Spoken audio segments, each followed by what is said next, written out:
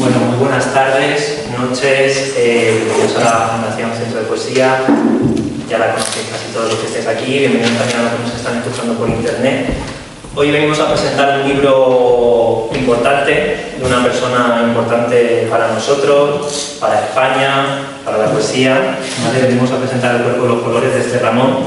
Esther Ramón, para los que raramente no la conozcáis, es profesora de literatura comparada de la Universidad Carlos III, da también clases de poesía y otras artes en el Máster Internacional de Fotografía Contemporánea de EFTI, también en la Escuela Sur de la Universidad Carlos III del Círculo de Bellas Artes. Más importante aún, es profesora en nuestra fundación, con su taller online de poesía salvaje, pero sobre todo como poeta, es autora de los poemarios Tundra, Reset, Grisú, Sales, Caza con hurones, Desfrío, Morada, En flechas, Sellada y Semilla, y también el libro de prosas poéticas Los naipes de Delfín. Ha sido traducida a idiomas como el alemán, al inglés, al francés, al rumano, al sueco, al portugués, al árabe. Ha aparecido también en antologías y revistas internacionales. Viene aquí a presentar El cuerpo de los colores, que es fruto, como nos ha estado comentando, de muchísimos años de trabajo, de un trabajo poético y vital transformador para ella, transformador para todo el que lo lea. Y nos acompaña también una presencia inmejorable, Mariano Pellú, que va a acompañar a la doctora, también poeta y profesor, también profesor de aquí. Y sin más dilación, Esther, Mariano, bienvenido, gracias como siempre por elegir esta casa para presentar vuestras creaciones y que lo disfrutéis. Gracias, Pablo. Lo importante para España creo que lo dice por la portada, pero no coja la amarilla. Es otro color, un poquito más morado. Muchas gracias. Como siempre es una maravilla estar aquí. Yo considero mi casa. No puedo sacar un libro sin venir aquí. No sería mi libro, ¿no? Que no está aquí. Y además os veo muchas caras queridas y conocidas, que hacía tiempo que no veía. Algunas de ellas, que bueno, puedo estar más contenta y agradecida.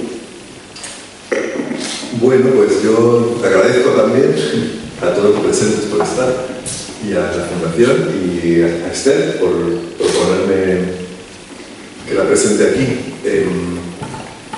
Tengo algunas cosillas que comentar y sobre todo que preguntar, porque me parece que es interesante también teniendo en cuenta que aquí se hacen talleres, o es, por lo menos desde mi punto de vista, es lo principal que se hace aquí.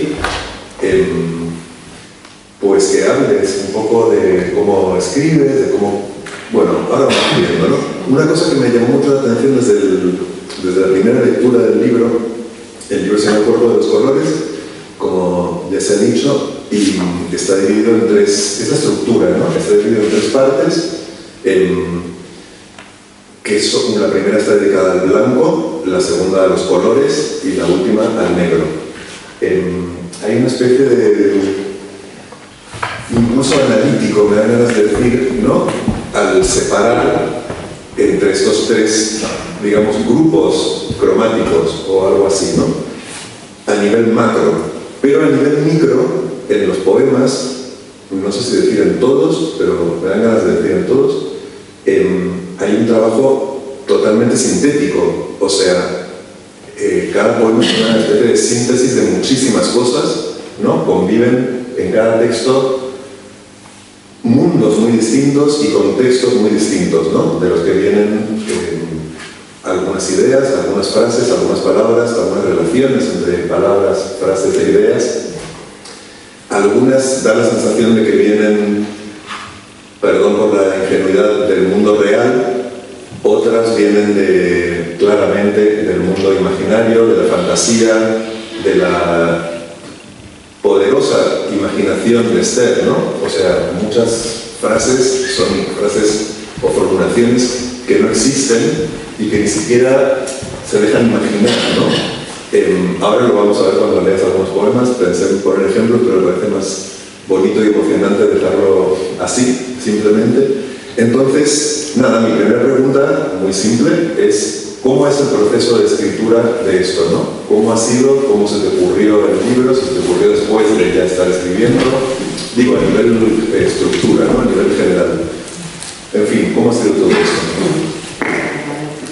Bueno, el libro surge a través de un intento de colaboración artística Empezamos con un fotógrafo y con una pintora a pensar un proyecto común que tenía que ver con diferentes tonos de blanco, en poesía, en fotografía y en pintura.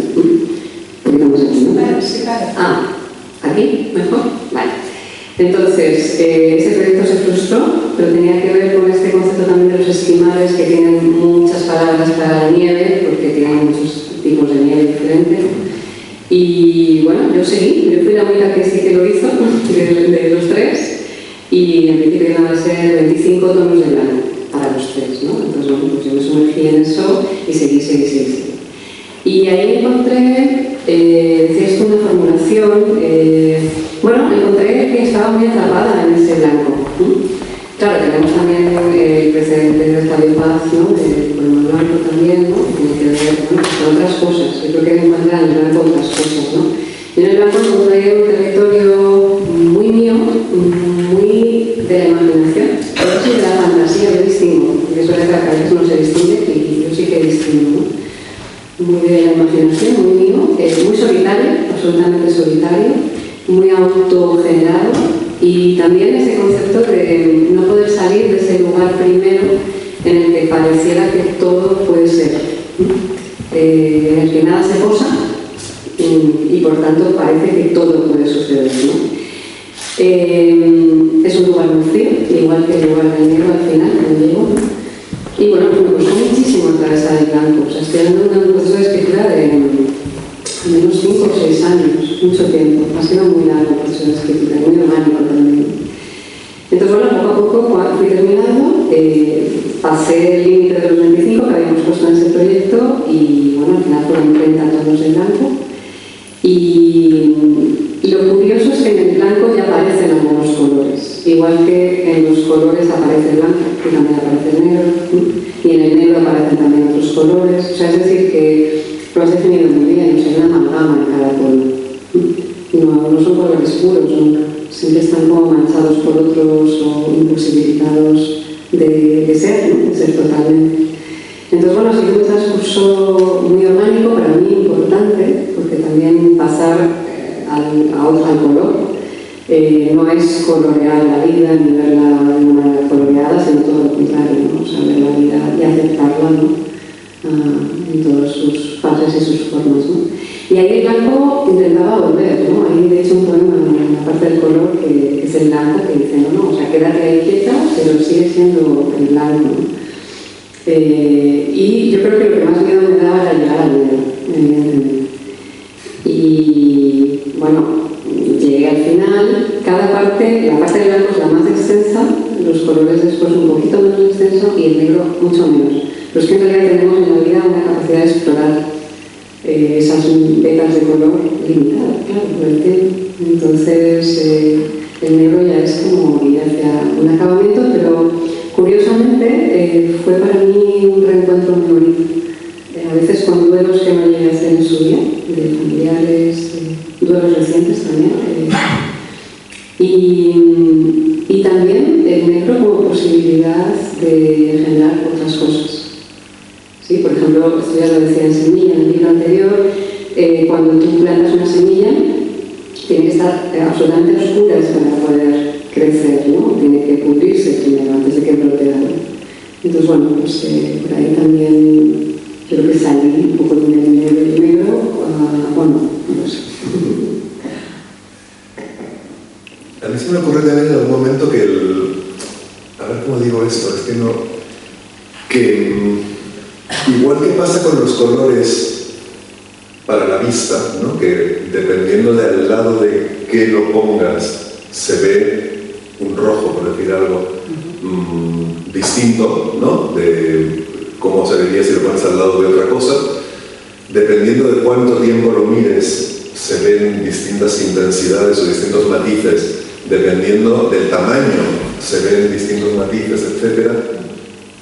Es como si en mi imaginación o fantasía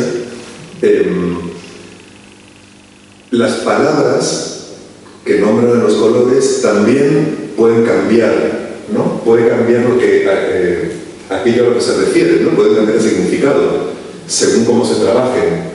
Entonces mi sensación, o sea, en un momento pensé, qué bonito reto el de este libro, que supongo que no es el reto del libro ni el tuyo, pero a mí se me ocurrió que quiero que comentes algo. El de trabajar con los colores, o mejor dicho, con las palabras que nombran los colores, de tal modo que podamos ver escrita la palabra rojo y que veamos un rojo nuevo, ¿no? O que veamos otro color, que no es el rojo. O sea, como que hay una especie de desplazamiento ahí que creo que pasa en todo el libro, ¿no? Que la palabra para mí de este libro es desplazamiento, ¿no? Cosas que se cambian de lugar y por lo tanto cambian de significado. Y me parece que eso podría pasar también con los nombres de los colores y con la visión interior que tenemos de los colores, ¿no? Quiero decir, esto es interesante, me parece, y tiene mucho que ver con la poesía y con el funcionamiento del lenguaje, ¿no? Vemos la palabra rojo y en algún lugar de nuestra cabeza o de algo que tenemos imaginamos ese color, pero no lo vemos, pero lo vemos, ¿no? Es una manera de ver que es visual, pero no es con los ojos. Con el ojo de la mente, dicen en inglés, ¿no?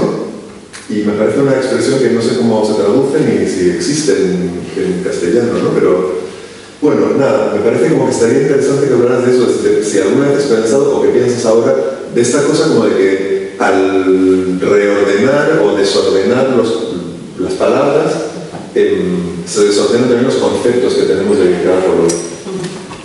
Bueno, sí, es intencional, claro, totalmente. Intencional y orgánico, 50%. Y yo soy experta en desplazamiento, se me da muy bien, por eso también estoy en la poesía, ¿no? De hecho, lo digo varias veces en el libro, ¿no? Hay momentos en blanco que digo, ya estoy otra vez nadando fuera del agua, ¿no? O sea, es que se me da muy bien irme, ¿no? Porque estoy en otro lugar, ¿no? Muy lejos. Y entonces, como se me da solo, pues con los colores sucedía lo mismo. Yo creo que lo que quería era hacer un libro temático, ¿no? El blanco, el blanco, de repente color, entonces cada poema un color, ¿no? Tenía muy claro que no quería ir por ahí. Tampoco me iba a salir, porque como siempre me salía cuando era pequeña, dibujaba, tenía que colorear, me salía siempre el contorno, ¿no? Porque tenía el desplazamiento. Luego también hay un concepto que me encanta, que es el tornasol, ¿no? Lo tornasolado. Algo que por ejemplo, las plumas de Pablo Real son tornasoladas. Las ves de un color por un lado, luego cambian algunas desde otras. Y yo todo el tiempo tenía en la cabeza eso, el tornasol, ¿no? Algo que es cambiante, que no se queda en el mismo sitio, que dependiendo de la temperatura, de cómo estés ese día, de lo que hayas comido, lo puedes ver de formas diferentes, ¿no? Con tonos diferentes que van a producir efectos también diferentes. Vale, otra cuestión que es interesante, yo no sé si es adecuado decir asociación libre para tu manera de gestionar, ¿no? el lenguaje o las imágenes o las combinaciones de palabras que aparecen ahí, pero sí que hay algo que produce un efecto similar, creo, al de la asociación libre, al menos en este lector, ¿no? O sea, elementos sorprendentes. Relaciones entre cosas, entre ideas, entre emociones, entre sensaciones imprevisibles, ¿no? Lo que me gustaría preguntarte es, o pedirte es que preguntarte si te pones en el lugar de lectora de tu propio libro, que evidentemente uno se pone en ese lugar mientras escribe y al terminar de escribir, etc. ¿Hasta qué punto es sorprendente para ti la lectura, no? O si no hay una especie de riesgo, no sé si sería malo en realidad, pero yo lo viviría como un riesgo, que es que lo imprevisible se convierta en norma, ¿no? Y por lo tanto pierda su carácter de imprevisible. O sea, hay tanto derroche de imaginación y de libertad, me dan ganas de decir, que no sé si se convierte eso en una nueva norma, ¿no? ¿O cómo lo vives tú esto al leerte? No, en absoluto es una norma para mí. Es una manera, para mí la poesía es el lugar en el que soy libre. Absolutamente libre. Entonces, para mí, claro, es verdad que puede resultar sorprendente a veces, ¿no? Nosotros también hablando con Pilar, Martín Pilar decía que había cosas que casi no podían ser pensadas, ¿no? O imaginadas. Pero claro, para mí yo no me sorprendo de leerme, porque es mi manera de estar en el lenguaje poético y casi de estar en el mundo, ¿no? De mirar, ¿no? Entonces, no sé, puede producir tal vez un efecto de exceso en quien no se asome por ahí, ¿no? O no le gusta asomarse por ahí, por supuesto, pero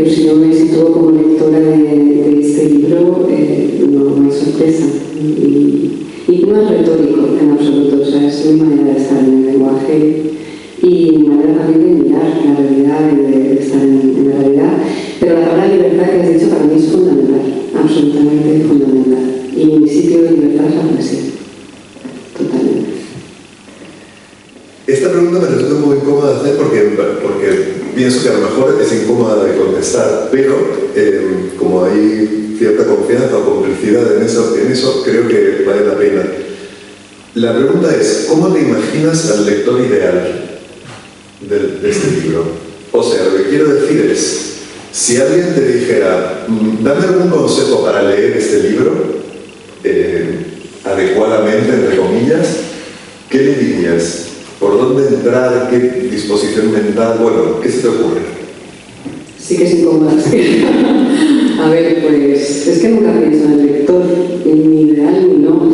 No sé si eso es bueno o malo.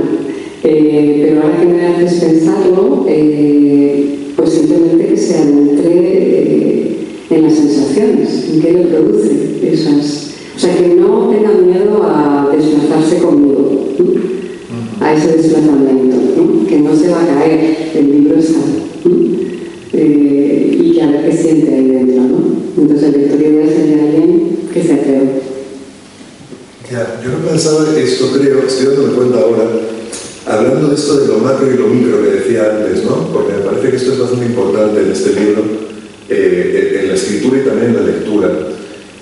Pienso que muchos de los poemas dan una sensación de mucha variedad, ¿no? De cosas medio deslavazadas o de que van como en distintas direcciones, y de repente, en algunos casos por lo menos, se puede adoptar un punto de vista desde el cual todo encaja, o muchas cosas encajan, o algo más o menos encaja. Y no, como que hay una especie de unidad, o no sé si tú usas antes la palabra orgánico, no la tengo como si la hubieras usado, pero no estoy seguro. Sí, ¿no? Entonces, pensé también en algún momento que es como si hubiera una especie de imán en algún...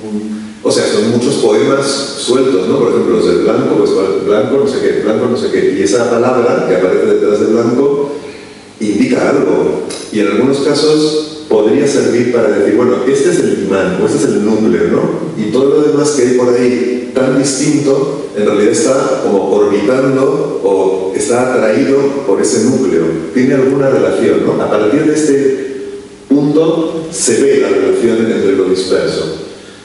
En fin, no sé, se me ocurrió esto, ¿no? Como que, bueno, están esos centros, ¿no? Entonces, otra vez, porque me interesa mucho por mí, pero también por que cuentes, ¿no? Para los que están aquí escuchando, cómo se escriben estos poemas, ¿no? Pues curiosamente el título siempre lo puse al final del poema. O sea, no está como título generador, a pesar de que en otros libros míos el título siempre es muy generador, ¿no? Cuando es una sola palabra. Pero has utilizado algo que creo que es esencial y que es muy importante, no solamente en este libro, sino en toda mi poesía, que es el tema de las perspectivas, ¿no? Yo no creo que tampoco tenga tanta imaginación, sino que veo que dentro del mundo, depende de la perspectiva que utilicemos, hay muchísimos mundos, ¿no? Por ejemplo, tengo un libro que es Desfío, que piensa cómo serían las cosas con una temperatura X, una muy extrema, muy fría, otra muy cálida, ¿no? Y yo creo que es una buena clave que es tomada, ¿no? Cuando en realidad ves con una perspectiva determinada, todo ese mundo se te ha abierto, ¿no? Entonces yo creo que más allá de mundos, no sé, mundos fuera del nuestro, lo que veo es dentro del nuestro una premier total, ¿no? Y además puedes seguir un camino, ese camino te lleva después a otro, luego llegas a un jarroncito, entonces jarrón hay otra túnel de acceso, ¿no? Es son como viajes, ¿no? En realidad, pero es dentro de este mundo y la perspectiva es la clave. Cambiando la perspectiva puedes cambiar el viaje con la manera de mirar. Vale, pues otra pregunta que creo que vale la pena es, bueno, una petición, que nos hables un poco del poema en prosa, ¿no? Esto es algo que yo ya tenía notado, pero que resulta que en el taller hemos hablado un poco de esto, ¿no? Ha salido el tema del poema en prosa frente al poema en verso.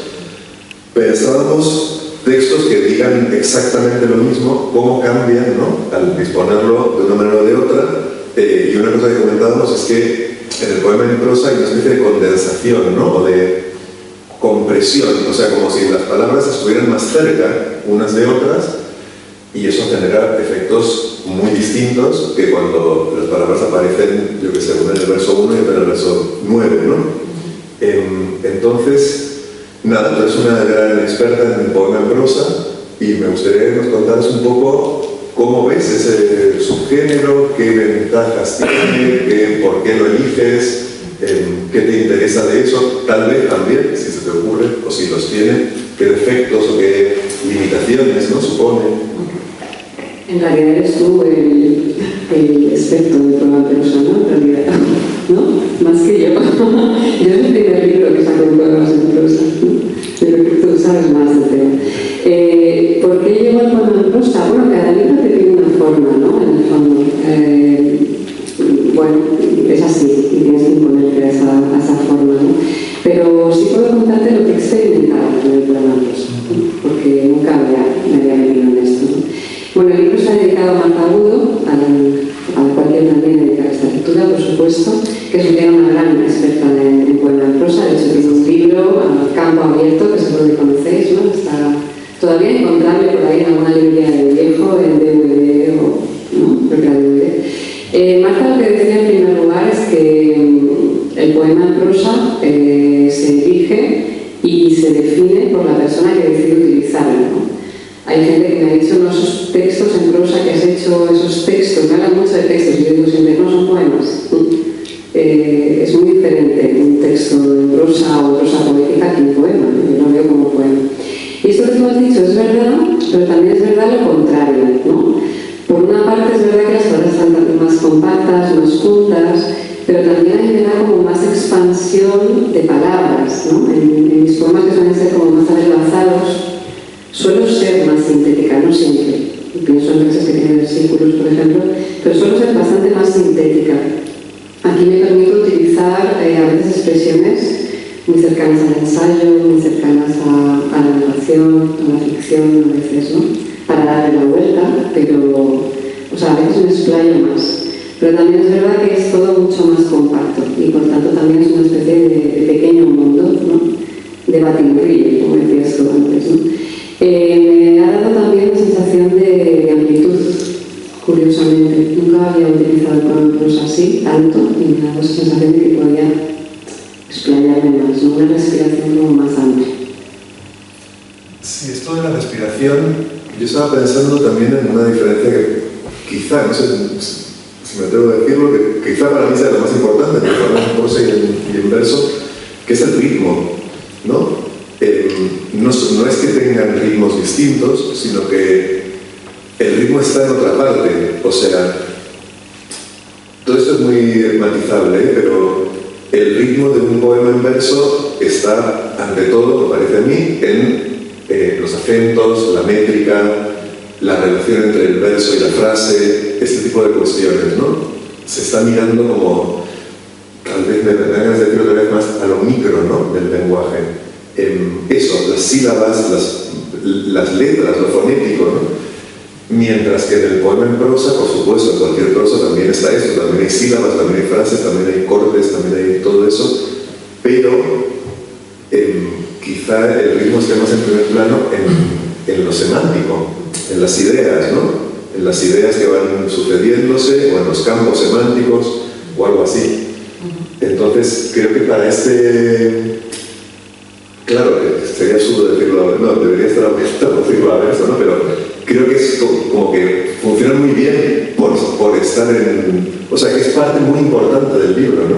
El hecho de que está en prosa, por esta cuestión rítmica, ¿no? Por el ritmo que crea dentro de cada poema y también la sucesión de poemas, ¿no? Uno tras otro. Sí, es un ritmo diferente porque no está el silencio, ¿no? No hay cesuras, no hay versos, el silencio está antes y después, pero no durante.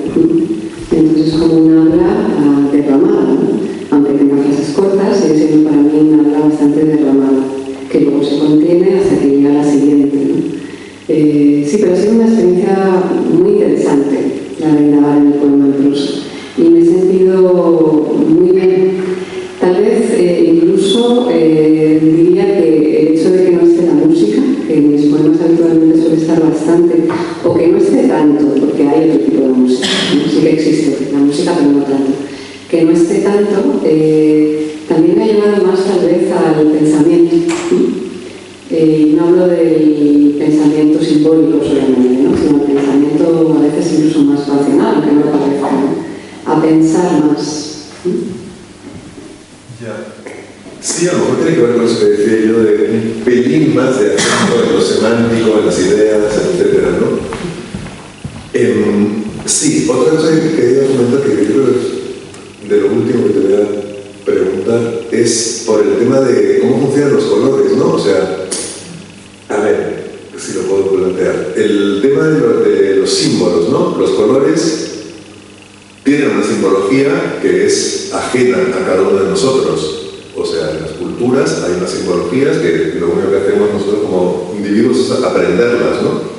Nacemos y ya hay una simbología, los colores tienen unas resonancias afectivas, en fin, una semántica también, un montón de cosas, ¿no? Y sin embargo, lo vivimos eso como algo muy personal.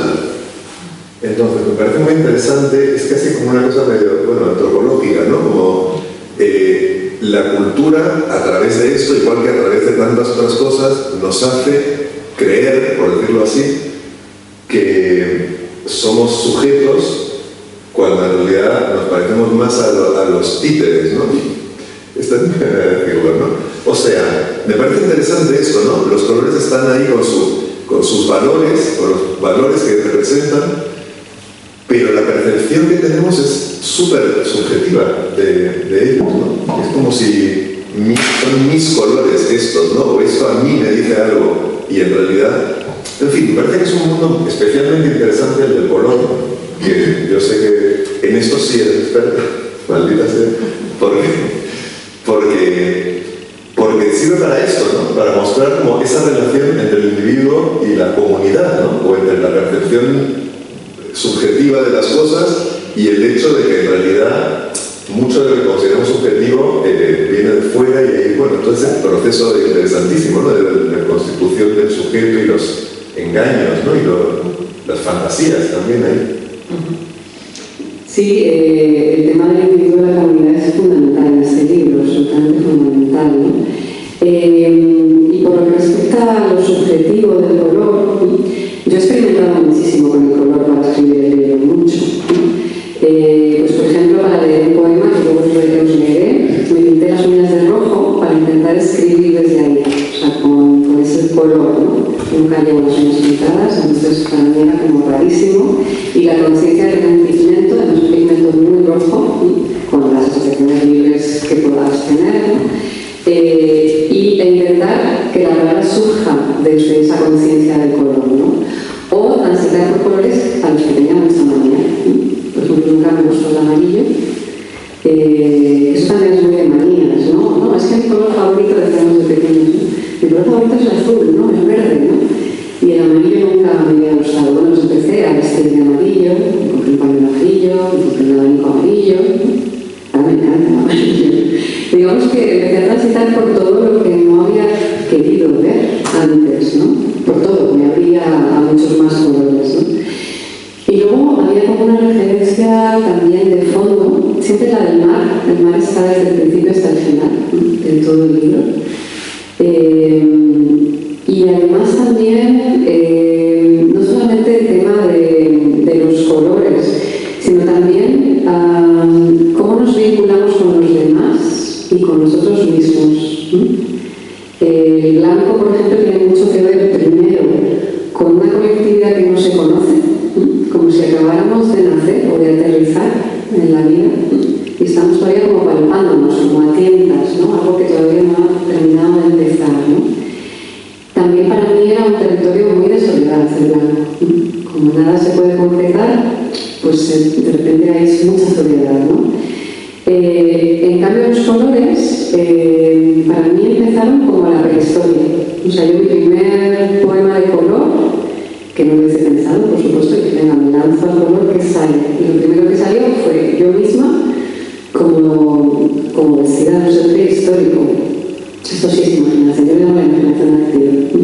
Bueno, yo le llamo la imaginación activa, pero también como que entro y realmente lo veo, ¿no? Veo todo esto.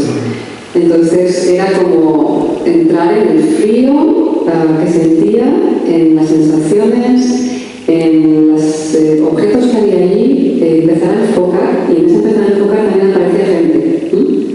Igual que con los colores, con la gente, pues tienes manía a algunas personas que usan más otras, ¿no? Es también muy subjetivo, ¿no? El gran tejido que somos, ¿no? También social, pues entro ahí también, ¿no? Y de hecho esa segunda parte de vez en cuando enlaza con versos de otras personas, versos o pedazos de noticias del periódico o por ejemplo una frase también de Virginia Woolf, ¿no? Era un poco también la conexión, una conexión incómoda, claro, nada de esto está hermoseado ni coloreado, ¿no? Pero curiosamente el lugar en el que más me sentí unida a los demás fue en el negro. Fue ahí cuando más me surgió la conexión, el estar, ¿no? Pensando en mis propios muertos, pensando en personas queridas que han muerto también, pensando en mi propia muerte y en la gente que voy a dejar atrás. Ahí es donde más me conecté con la gente. Me gusta mucho que digas esto de que te pintaste las uñas de rojo para escribir sobre el rojo. El otro día hice en el programa este de Radio Negar que colaboro, hablé de tu libro, o sea, lo grabé, todavía no ha salido, y fui con un fular que tengo de muchos colores. Y la conversación empezaba diciendo, pero este fular, no es que vengo a hablar de un libro de... ¿no? Es como, y yo decía eso, ¿no? Y lo creo de verdad, o sea, sé que es una chorrada, pero lo creo. Que si te pones el fular de colores, piensas de una manera distinta. Levemente, no sé cuánto de levemente, hay algo de magia que es verdad en el mundo. Y creo que a través de los colores estas cosas pasan, ¿no? O sea, en otro nivel, a ver, lo estoy contando de una manera que parece más chorrada de lo que es. Si uno va, yo qué sé, vas vestida de amarillo o vas vestida de negro, produces un efecto en los demás distinto. Y por lo tanto en ti misma. Y aunque no lo produjeras en los demás, también en ti misma. Esto es como psicología elemental, no es magia, ¿no? O la magia es psicología, o la psicología es magia, no sé. Pero me parece muy... se me ocurre también decirle ahora a los lectores, ¿no? Pues que la pregunta que hacía, ¿no? ¿Qué consejo darías a los lectores? Pues cuando leas los poemas del Blanco, vístete de blanco, o vete a la habitación con la pared de blanco, o al revés, ¿no? Vete todo negro y lees los poemas. O sea, ¿qué pasa ahí? ¿Qué pasaría, no? Dice Holanda, que no habla, no dice que lo que dice son chorradas, él no considera que lo que dice son chorradas, que el color en el que está escrito un texto, o sea, el hecho de que esté siempre negro sobre blanco, produce un efecto, y que si estuviera, yo qué sé, azul sobre amarillo, el texto sería otro. ¿Cuánto de otro? Pues habría viviendo, ¿no? Pero algo levemente otro como mínimo. O sea, me parece la verdad un gran tema este. Voy a empezar a hacer el libro de las uñas. Por favor, no una foto del fular también. No es ninguna cerrada, claro, es así, o sea, es tal cual. Y de hecho eso puede dar lugar a manipulaciones, por supuesto. O sea, todos los icónicos que tenemos en el móvil, con colores que nos llaman, ¿no? Están por algo, está muy estudiado, ¿no? También el efecto del color, ¿no? Pero me gusta mucho que te hayas llevado un fular de colores al programa.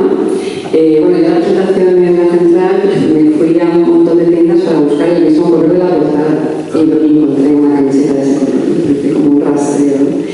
Yo creo que tiene que ver también con lo que yo llamo los mandatos poéticos, ¿no? Que casi siempre más me surgen como con colores. Os voy a explicar lo que son los mandatos poéticos, que son muy bonitos. Por ejemplo, yo una vez iba en el autobús, llevaba un fular azul y pasó un camión con algo publicitario que decía toca azul, mandato poético. Hay que hacerlo de inmediato. Cuando surge un mandato poético hay que hacerlo, ¿no? O por ejemplo, una vez un amigo estaba fumando un cigarrillo y no tenía cartón o no sé qué yo fumo. Y entonces había cogido de una revista o algo así, ¿no? Entonces estaba fumando, estábamos hablando y de repente yo una palabra ayuda, ¿no? Entonces, para de fumar, completamente. Y tengo a ese cigarrillo todavía en mi casa, es como un rescatado, ¿no? Como un huérfano. Es otro mandato poético, ¿no? Entonces,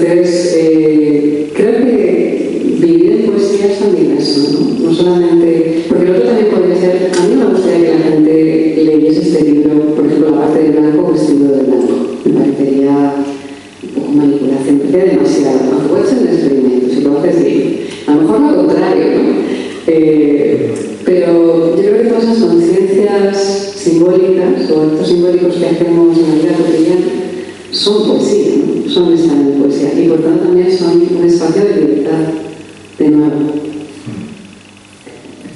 Claro, claro, eso que llamas mandatos poéticos es simplemente como un deseo o voluntad, no sé, de interpretación, ¿no? O sea, como interpretar las cosas, no dejar que las cosas pasen, sino darles un significado.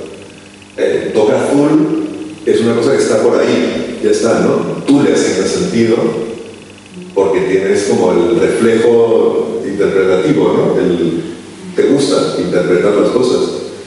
Y esto hace que el mundo tenga más, o sea, el libro creo que es en realidad una idea muy importante, ¿no? Para entrar en el libro y sacarle el máximo jugo posible, ¿no? Como aquí hay un deseo de interpretar, o sea, las cosas tienen múltiples significados y se está jugando mucho con eso, ¿no? Como muy en primer plano. Sí, más que interpretar, yo diría resignificar. Que a lo mejor puede ser lo mismo, pero para mí no lo es, tiene otro matiz, ¿no? Porque el interpretar ya tiene que ver con el logos, ¿no? Como método de pensamiento y también puede encerrar eso, ¿no? Es simplemente pues, resignificarlo, ¿no? Y comunicarte con la realidad de otras maneras, ¿no? Es decir, el camión que pasa ese día que tú vas a trabajar y que, bueno, estás levantado de mal humor, tal, a mí me cambia completamente el estado de ánimo, ¿no? Porque me conecto con algo que es la poesía. Para mí también es eso, ¿no? Entonces, desde fuera me interpela, es como el punto de paz, ¿no? Que me mencionabas antes. Que no dice nada, no dice muchas chorradas. Claro, es interesante ver que los dos ejemplos que has puesto son a través del lenguaje, ¿no? El del cigarrillo y el del camión, y seguro que también haces esto con cosas que no son lingüísticas, ¿no? Pero bueno, no sé, esta conversación podría durar mucho, la verdad, y espero que dure mucho, pero en otro contexto. Creo que está bien que nos leas algunos poemas y luego, si alguien quiere comentar o preguntar lo que sea, pues bienvenido. Seguirá la conversación. Gracias, Mariana. Bueno, pues vamos a empezar por el principio, que en este caso es por la dedicatoria. Para Marta Agudo, porque el mar es también portal de luz. Y el libro va marcado con una cita de René Char. El navío se encamina hacia la alta mar vegetal. 30 tonos de blanco. Bueno, me ha faltado decir que he leído muchísimo sobre color. Mucho. Goethe, Derek Jarman, Pastor, todo lo que he leído, ¿no? Y eso también yo creo que se refleja de alguna manera en el libro. Derek Jarman además está al principio en el blanco y al final en el negro también. El blanco grita, es opaco, no deja ver a través. Derek Jarman. Abrazar minuciosamente todo, para palpar los no nacidos paisajes. Militas en eso.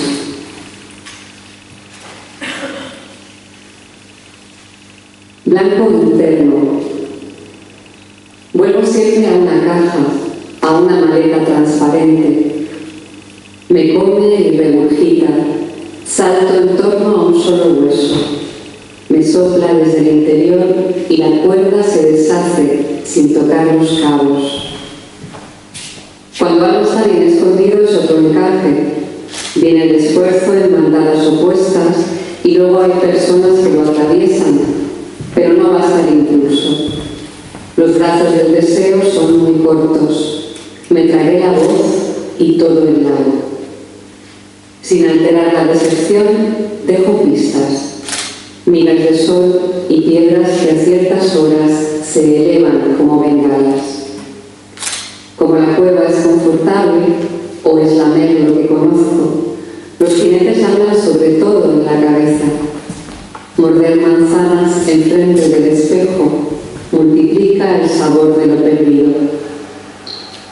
Ordeno cuidadosamente los armarios Dentro del balde, la realidad es circular y siempre limpia, hasta que el polluelo resbala. Ensayo con la voz distintas taras, el árbol mordido por la mesa, el cazo cuarteado por los bordes, calentamiento extremo de las bombillas, la luz que explota. Todo eso ocurre, claro está, por dentro. No es solo tu pared lo que separa.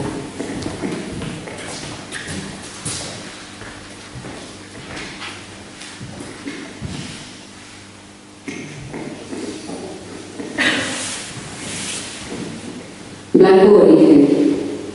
Había una llanura y nos subimos a la grupa horizontal, todos a un tiempo. Así fue la ausencia de color en el inicio, lisa y dividida.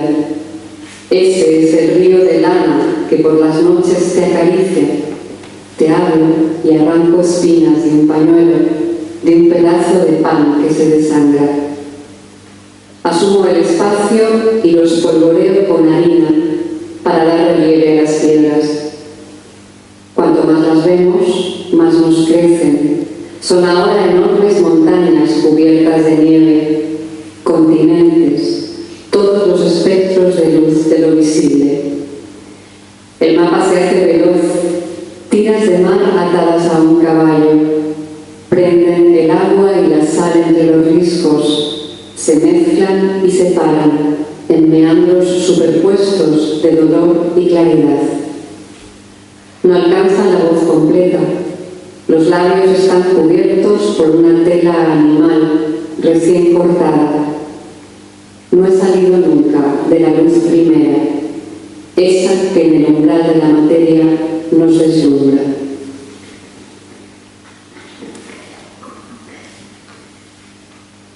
Blanco mapa. Es también la ausencia de sombras, de contornos, lo que define de otra manera los matices. Algo así como un vuelo borrado, que nunca fue del todo, pero que todavía se recuerda. Aunque hoy no reverbera esa huella equívoca, sino un sonido agudo, tintineante, de lata o de botella que no deja de rodar. Allana la nieve sin pisarla y arrastra consigo un transcurrir dócil, a pesar de que en un segundo plano los exploradores extraviaron completamente el rumbo y su paso sobre el frío ya no sabe. Ese es tal vez el punto de confluencia, el más sutil de los encuentros, allí donde no hay marcas ni sombras y estamos tan perdidos. Te sientas cerca, sin rozarme, y las funciones internas siguen activas, pero de otra manera, como si los órganos se fueran cubriendo de musgo o plumas, de una tela delicada que respeta la libertad de movimientos. Los testimonios de los supervivientes fueron unánimes. Todos escucharon la voz de alguien que no era visible, y esa voz, habituada a la falta total de referentes, nos fue guiando a través de la tormenta.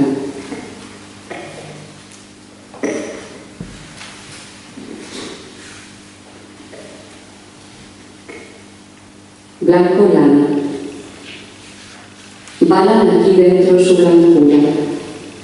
No la muestran, la cantan brevemente, lo justo para encajar sus focos entre las baldosas y caparazones que planté, hiriéndome las manos.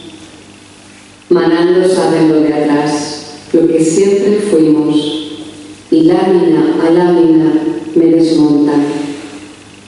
Que no sea pan mordido, que no respire en la cabeza, que nadie disparó con flechas el veneno.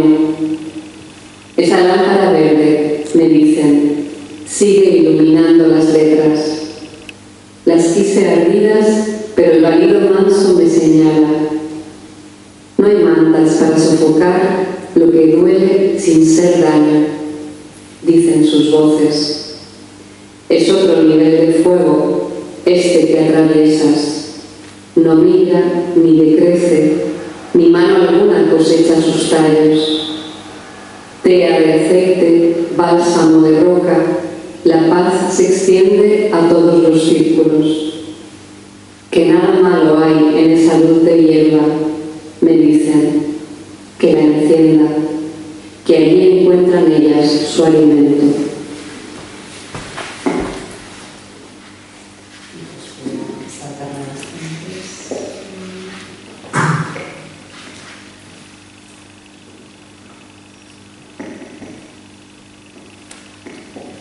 Blanco fractal.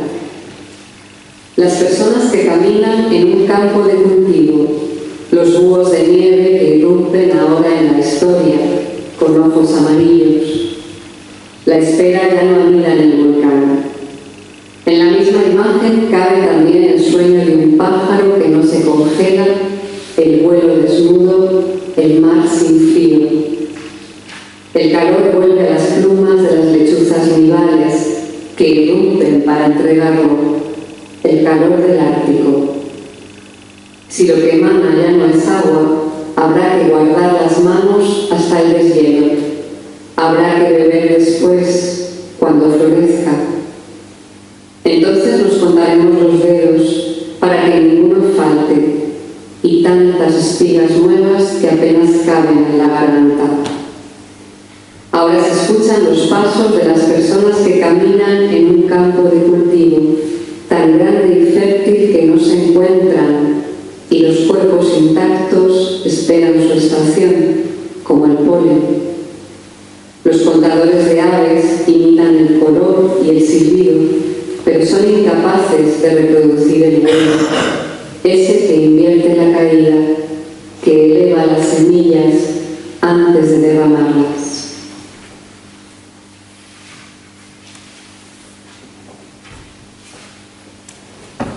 Bueno, voy a leer el último de blanco para pasar al color enseguida. Anoche me toqué la cicatriz. Perdón, blanco marca. Anoche me toqué la cicatriz, con aceite de ramas y un sonido que aumentaba su frecuencia y después la silenciaba, la iba abriendo. Tantos surcos en la madera, la aguja cerebral los recorría. En el centro estaba yo, seguía atenta. Volvía a comenzar, rotaba la cabeza sobre el cuello. Era un planeta sin campo gravitatorio.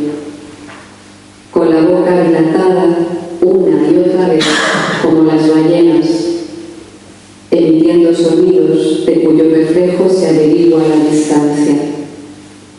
¿En qué salina me escuchas? ¿Quién descifra la secuencia? Ven, separa el corazón de la escalera. La sin esfuerzo calla y otorga paz a otros dominios. Era la mitad del bosque lo que ardía. La sal contaba sus cristales, minúsculos brazos de ti con esa mancha. Comimos del caballo, de su vuelo contagioso.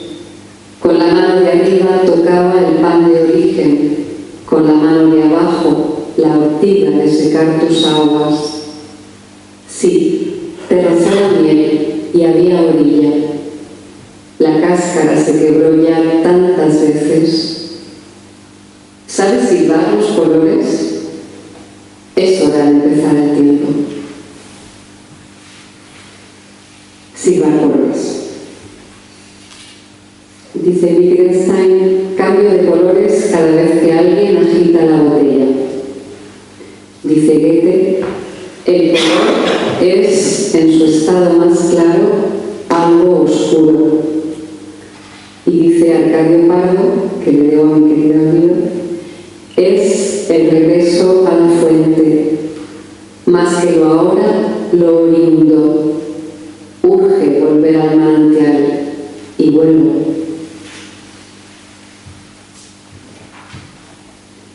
El invierno ha durado 80.000 años.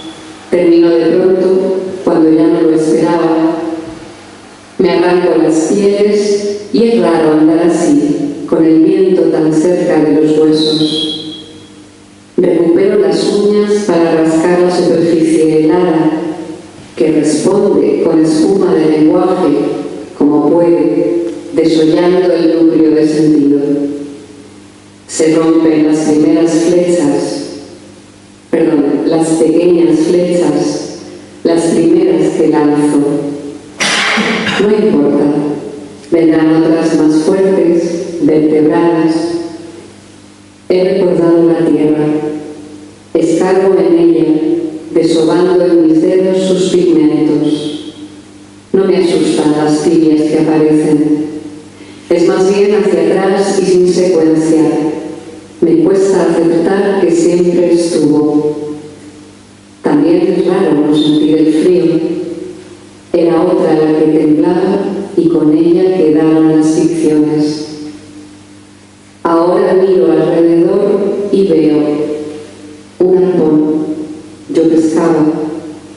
Una cuerda. Yo me ataba las muñecas. No estoy sola. Debo aprender a enfocar, eso sí, y a distinguir los colores. Me deslumbra la arcilla. Lo quiera o no, todo empieza a despertarse.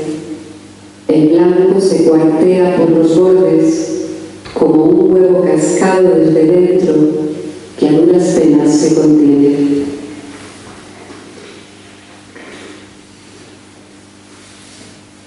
Me he pintado las uñas con algo anterior a la sangre. 10 corazones pequeños y sin cuerpo, que poso sobre las teclas. Espero. Sale de mí lo que se borra. Las caricias del lodo y su ración de agua desbordada. Pero eso carece de importancia.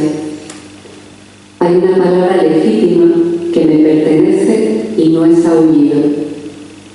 La acerco ahora con los dedos pignados, con todas las teas encendidas.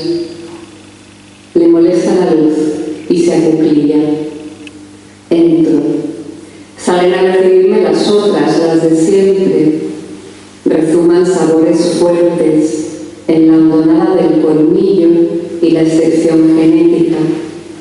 Diseminan riñones de pájaros, collares sanguíneos como cerezas.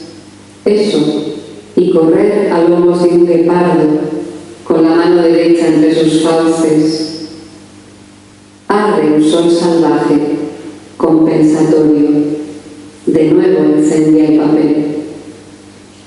Las letras se cubren con pieles, aún palpitan, nada me calienta.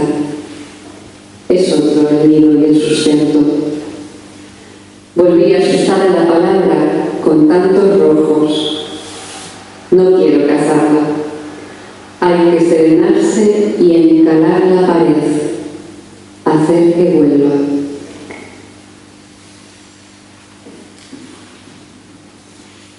Y este poema a continuación surge de haber leído un artículo sobre educación en Finlandia o en los países nórdicos, algo así, y de repente había una frase que fue absolutamente generadora, la primera frase del poema, y que tiró de él, y lo consigo también con la autora del artículo, Ana Alfajén. Todos los pájaros de Islandia colgando a pocos palmos del suelo. Muy todavía en blanco, me vigilan. Es la costumbre de curvarse, de amasar con nada la simiente. Podría pintarles la voz, pero no lo haces. Hay algo que se aferra y algo que se cae a pedazos. El frutero descompuesto, con la fruta intacta.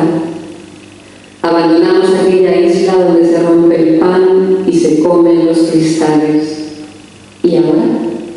Ahora nada. Esa es la escena. Tienes que mirarla. Todos los pájaros de Islandia colgando a pocos palmos del suelo. No siendo. Su estar no siendo, sino mayo desde arriba. Una sola hoja de sonido, fina, casi inexistente. Como hielo quebradizo, como el miedo de quebrarlo, como savia helada y escondida, como para no escucharse. Tanto limo la esperanza, tanto limo, tanta espera, y el agua no, comida no, solo el nudo corredizo que los sujeta, todos los pájaros. No se mueven tampoco, se creyeron la orden de ser sin ruido, se creyeron la orden, todos los pájaros de Islandia. Una reserva de vacío, una lámina hueca entre estancias habitadas, cuelgan, todos cuelgan. Hay algo no pintado en lo pintado, como en los cuadros, a pocos palmos del suelo.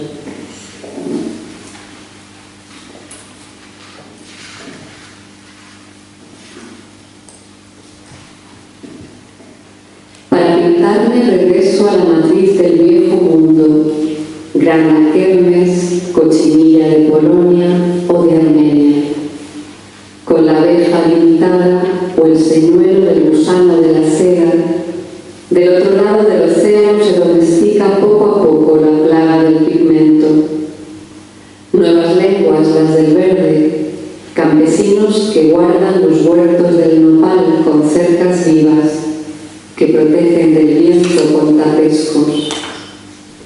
Diseminan las crías en el nido del tenate, colonias de larvas en las pencas, crecimiento y recolección por arrastre, volcado súbito del deseo, miradas que se apagan, secaderos.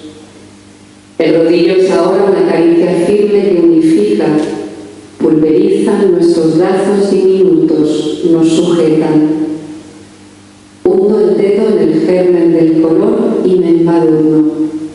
En los barcos de mi piel sus estiletes, cómo se agitan. Tantas manos encendidas sobre el cuerpo. Algo se escurre en lo que bulle, algo succiona sin pincharse en las chomberas y me colmo de rojo en la carencia, carmín de cochinilla. La mitad de la oración es flor del cuerpo.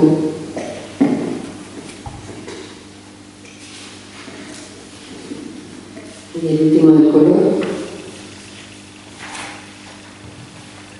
Rojo etrusco, gris mineral, azul olímpico, verde aceitoso, amarillo de sulfuro, rosa corintio, ecru, rosa eosine, siena crudo, azul glauco, púrpura empaturium, azul salvia, verde noche, azul nilo, les recito a mis ojos, carmín violeta, naranja en gajos, marrón polvoriento de asno solo o esclavizado, su explosión, su queja súbita, amarillo de fruta amargada, flor del rebuzno, marca tiznada en el pelaje, caricia coral a través de la alambrada, los tábanos que regresan, verde de hiedra taponando las ventanas, aire insuficiente, acorde púrpura, la marca roja y negra del mosquito en la pared.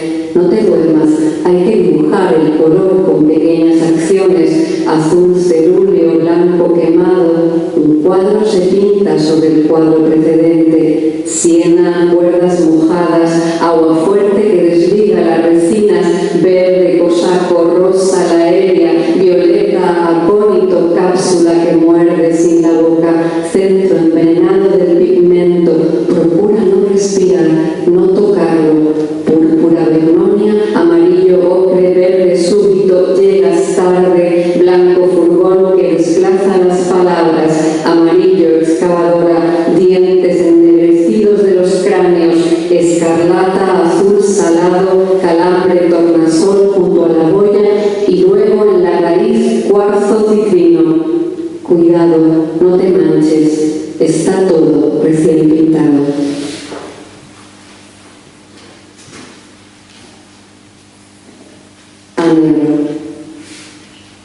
La oscuridad viene con la corriente. Derek Jarman.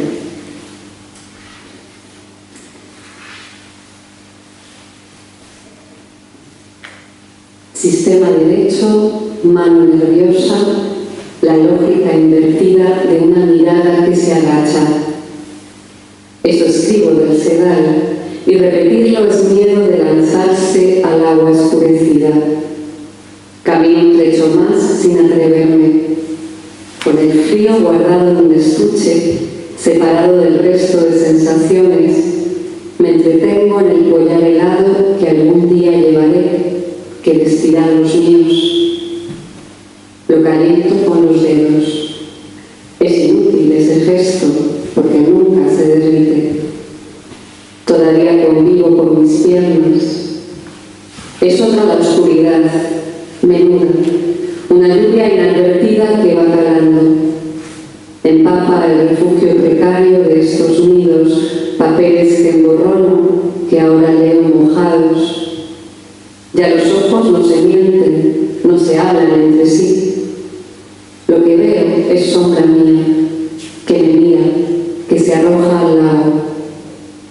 Lo hago yo después. Esa mezcla.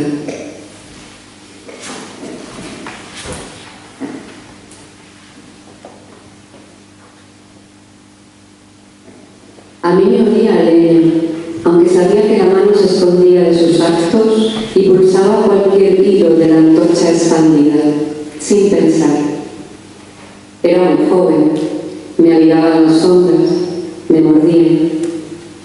Alguien se había caído desde muy alto y en la pared se extendía un vergel oscuro, estilizado, con matices cambiantes y planos, alejada por fuera la savia del color. Algo se había quemado en las dos mitades a la vez y ahora volvían las martelinas, imprimiendo sobre el muro una rugosidad inamovible. Recogí bayas negras, moras y arándanos que pendían suculentas de las ramas espectrales. No se podían comer, pero tenían. La tarde se apagó y aquella noche cayeron piedras reales del techo macizo de madera sobre mi cama, como una advertencia. Persistía el olor por las mañanas. Después de desayunar, las dos regábamos por turnos. Una se encargaba de las hojas verdes y jugosas, la otra pintaba de negro el jardín.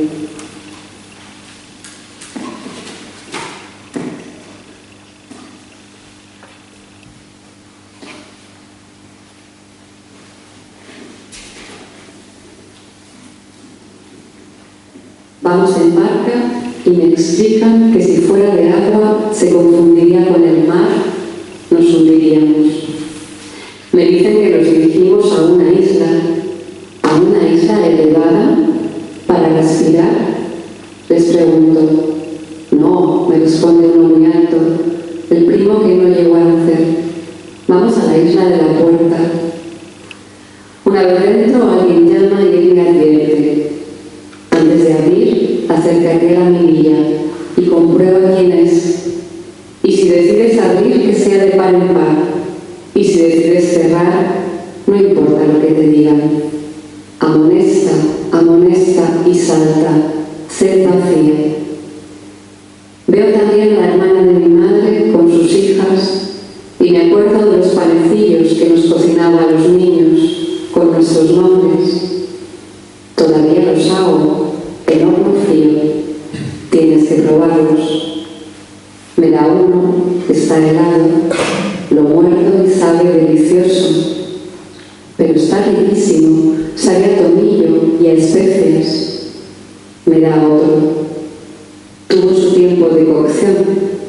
Tú también tienes que entrar en el horno, en el caliente primero y después en el frío. Tienes que fermentar.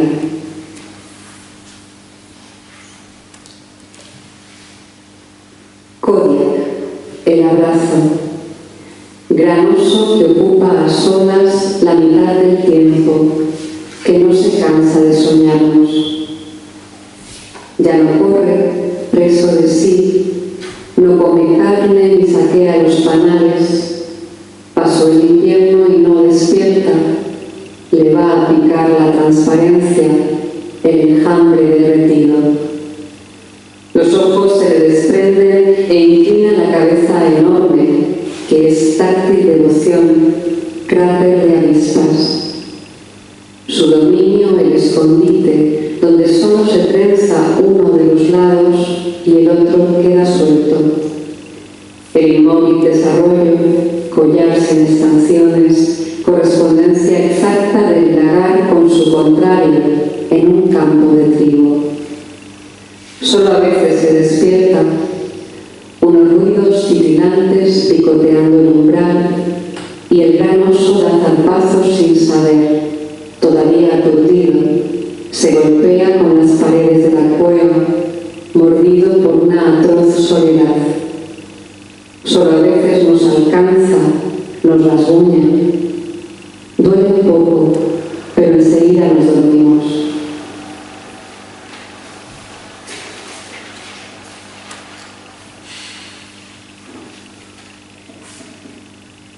Se soltó de pronto la cuerda de la estaca, la mula de la soga, el mugido grave de una ternera que levanta la cabeza del pasto y mira alrededor por última vez, antes de doblar las patas y caer al suelo. La vibración interna se contagia y con los ojos cegados, con el cuerpo blando, imito el movimiento de los dedos ya sueltos, sumergidos, los cabellos y los músculos descensados de lo que flota y después se hunde para volver de nuevo a un sol de superficie, a la lluvia menuda sobre el rostro, en la orilla estrecha, ya muy cerca del mar. Habrá algún día que acurrucarse en la tierra y apagar los tonos. Todo lo vivo estuvo muerto y fue pintado, y al revés. El tacto será en apnea, y en su vientre palparé las formas que no supe nombrar. Hay que llevarse algo, y hay que dejar algo. Las semillas hay que saber hundirlas en lo más oscuro de la tierra, profundas y quietas. Prenderán allí como dientes de leche, hasta que se pudran las cubiertas y las crías broten manchadas de barro, hambrientas, vegetales. Y último poema.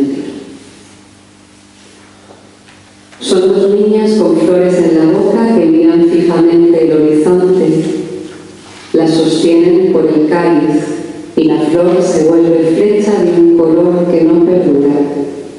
Están esperando a que aparezca el barco de plantar, el de la siembra, que la tierra se mueva, que avance hasta cubrir el miedo que sostiene. Dos corolas preservadas, dos pinturas de antimonio, con los ojos cerrados, tantos colores de peces vivos en el salón inverso. Todo sabe a lo que llega, todo huele a las primicias separadas del jardín. Se concentran en la savia que comparten, que circula libremente en sus cuerpos retenidos, y se espigan sus centros, pendientes del arca vaciada que navega sin pensar. Ya no beben, ya no hablan, solo muestran el camino, como esporas que se expanden, como tallos nuestros, inviolables, que se inclinan hacia el mar.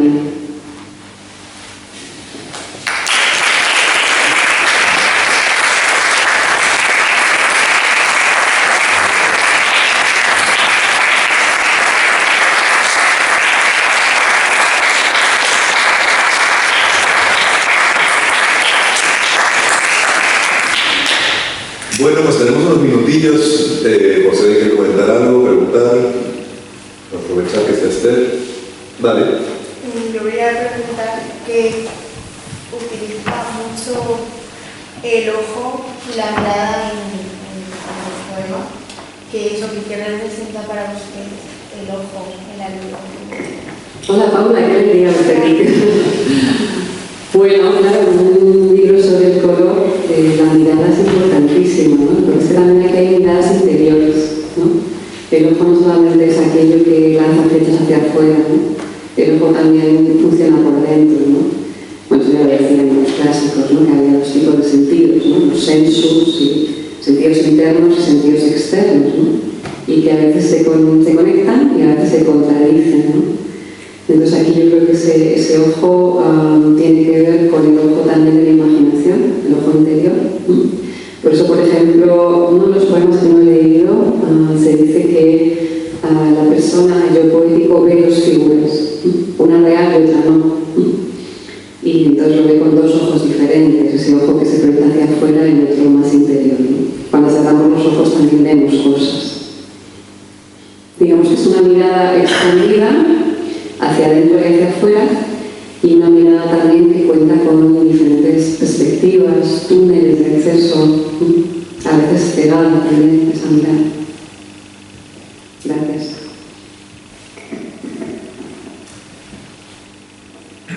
Sí, te voy a preguntar, porque bueno, veo en el libro, no sé cómo llamarlos, sin líneas de significado o núcleos semánticos. Me ha sorprendido no en todos, evidentemente, pero sí en muchos poemas, una cierta negación. La negación, sus múltiples variables. ¿Negación o negación? Negación, o negatividad, negación, pues, en adverbios, en mucha negación en prefijos, muchas negaciones semánticas, ausencia, vacío. Me parece que está lleno el libro, por lo menos yo he percibido, he querido percibir a lo mejor, que hay un núcleo, no sé de qué manera está operando en el libro, en torno a la negación. Y luego en relación con lo del ojo, hay un ojo óptico, evidentemente, pero también advertido en el libro un ojo áptico, un ojo táctil. Hay un montón de referencias al tacto, pues, en sus distintos aspectos, desde rozar, acariciar piel, las manos que aparecen constantemente, el abrazo, otro tipo de tacto que tiene que ver con la boca, no tanto con el busto, sino con la boca, morder, por ejemplo. Y bueno, es un libro muy sinestésico, pero precisamente ese ojo áptico, ese ojo que está operando ahí en el libro, que nos permite apreciar todas las sensaciones que tienen que ver con el tacto. Sí. Y bueno, con eso yo. No sé, quiero seguir. Yo encantada. Sí, es muy sinestésico el libro. De hecho, yo soy muy sinestésica, entonces eso aparece. O sea, realmente a mí el tacto me produce colores. Tacto de otras personas, no el mío propio. A veces hay gente que me toca y veo colores, ¿no? De hecho, todos somos sinestésicos, ¿no? Al principio creo que las sinapsis cerebrales se cortan cuando creces, ¿no? Pero al principio todos somos sinestésicos, todo está unido, ¿no? Entonces eso entiendo que por el final está completamente, ¿no? Y me encanta esto del ojo áptico, me parece un hallazgo. Lo de la negación, no sé si yo diría la palabra negación. Creo que hay mucha precariedad también en el libro, ¿no? O sea, se nota mucho la precariedad, el vacío, el hueco. Pero a veces las negaciones, para no acargar esa precariedad, ¿no? En uno de los poemas creo que lo he leído, que dice, o no sé, que dice algo así como: nadie me impidió vivir, y si así fue, soy desobediencia, ¿no? O sea, también es un no de libertad, ¿no? En algunas ocasiones. Pero sí, hay carencia, hay hueco, hay todo esto. Es como transitar por todos los escaleos, sin negar ninguno, como lo de los colores, ¿no? Ya no es un color favorito, es voy a transitarlos todos y voy a aceptarlos todos, ¿no? O no, ¿no? O voy a intentar salir del blanco, ¿no? Que era un poco el objetivo. El blanco es un poco como aquello que decía Kafka de he nacido con un cristal, ¿no? Y no sé por qué no puedo atravesar ese cristal, ¿no? Pues es un poco eso, es el blanco. Y ahí está mucho la carencia, claro, por supuesto. También la soledad.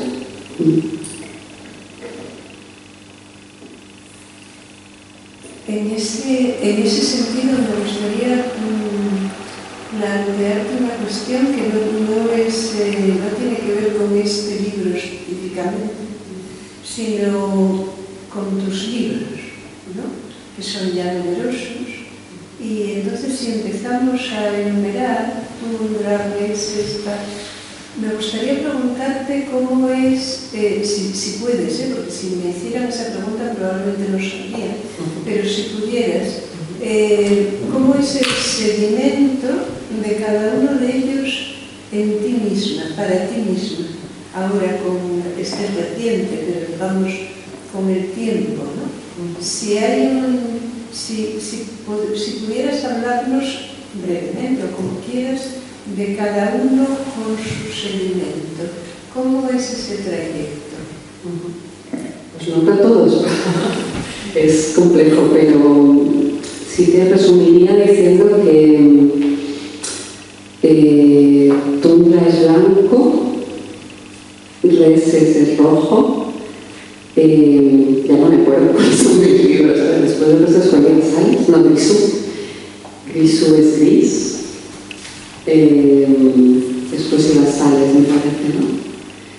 Sales es azul metálico, por favor, chivadme, que se me han olvidado el otro. Caza con colores. Caza con colores es rojo y blanco, ¿no? Blanco y rojo. Desfrío es blanco y azul. Morada. Gracias, mejor, sí. Morada es blanco, tal cual. A ver, ¿dónde está? Es que no tengo gafas, entonces veo todo claro. Sí, ¿Morada no es morado? no, es blanco. ¿En flecha? En flecha no tiene color, pero sería blanco más que nada, pero no tiene color. Sellada y semilla.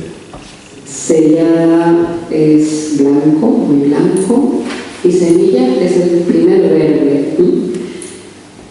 Y ahora voy a descifrarlo más, no me quedo en los colores. Creo que en todos los libros he intentado salir del blanco. He estado intentando salir del blanco. En todos mis libros he estado intentando salir del blanco, romper ese cristal, ¿no? Y creo que el primer libro en el que lo consigo no es este, es el anterior, es en semilla.